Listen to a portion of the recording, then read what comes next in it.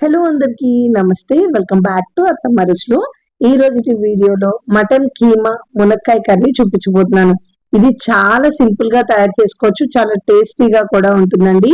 ఈ మటన్ కీమా మునక్కాయ కాంబినేషన్ లో అదిరిపోతుంది కర్రీ అనేది. చాలా సింపుల్ గా చపాతీలోకి, రైస్ లోకి, రోటీల్లోకి అదిరిపోతుంది. ఇంకా దోశలోకి కూడా బాగుంటుందండి. మరి అది ఎలా తయారు చేసుకోవాలో ఈ రోజు వీడియోలో చూసేయండి.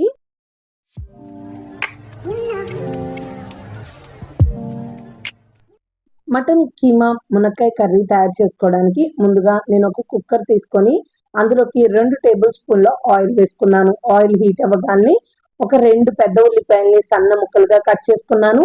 2 పచ్చిమిరపకాయల్ని, 2 రెమ్మల కరివేపాకుని ఇలా కట్ చేసుకొని వేసేసుకున్నాను. ఈ ఉల్లిపాయ పచ్చిమిరపకాయలతో పాటు నేను 2 మునక్కాడల్ని ఇలా పెద్ద ముక్కలుగా కట్ చేసుకున్నానండి. ఈ ఉల్లిపాయతో పాటే మునక్కాయల్ని కూడా వేసుకొని మనం ఫ్రై చేసుకోవాలి.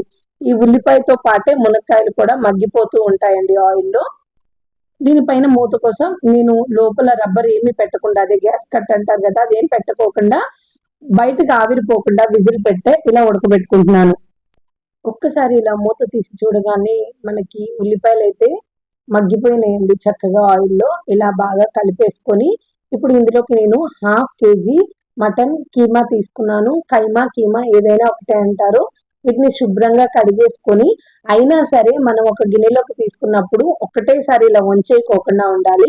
ఇలా పిండేసుకొని నీళ్ళేమీ రాకుండా వేసుకోవాలండి. ఆ నీరు పారబోసేసుకున్నాము. ఎందుకంటే కడిగినప్పుడు అందులో వాటర్ ఉంటాయి కదా, అది మొత్తం ఒక గిన్నెలో వేసినప్పుడు దిగడిపోతాయి అనమాట. అందుకని ఈ మటన్ కీమాని మాత్రమే వేసేసుకొని ఒకసారి బాగా కలిపేసుకోవాలి. ఎందుకంటే మనకి ఉల్లిపాయలు మునక్కాయలతో పాటు ఈ మటన్ కైమాని కలిపేసుకుంటే అడుగు పట్టకోకుండా ఉంటుంది. అలానే మటన్ కైమాలోని నీరు మొత్తం బయటకు వచ్చేంత వరకు ఉడకపెట్టుకోవాలన్నమాట. ఈ వీడియో క్లిప్పింగ్ లో చూపిస్తున్న విధంగా కలుపుకోవాలి. మునక్కాయలు మనం ఉల్లిపాయలతో పాటు వేసుకోవడం వల్ల ఈ మటన్ కైమాలో నుంచి వచ్చే నీరుకే మగ్గిపోతాయండి. మీరు తీసుకునే కైమాని బట్టి, అంటే కొన్నిసార్లు ముదురు మటన్ కైమా అనేది ఇస్తారు, కొన్నిసార్లు లేతది ఇస్తారు అనమాట.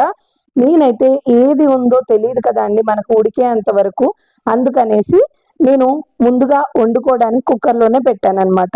చూడండి, మటన్ కైమాలో నుంచి నీరైతే వచ్చేసింది. ఈ నీరుకే మనకి మునక్కాయ ముక్కలు చక్కగా మగ్గిపోతాయి, అలానే ఉడికిపోతాయి కూడా అనమాట.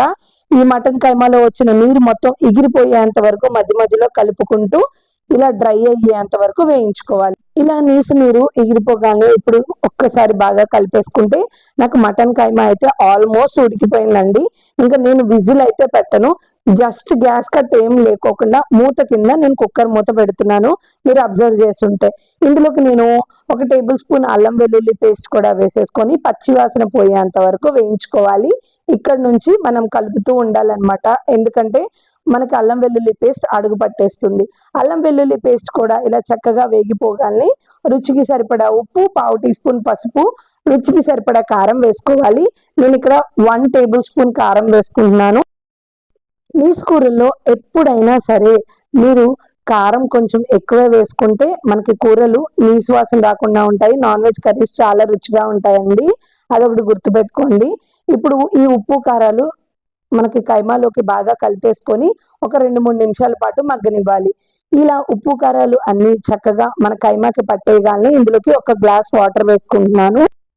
ఆ వాటర్ కూడా మనకి గ్రేవీ కోసం, అలానే మటన్ కైమా ఇంకా కంప్లీట్ గా ఉడకడం కోసం అని నేను వేసుకుంటున్నాను.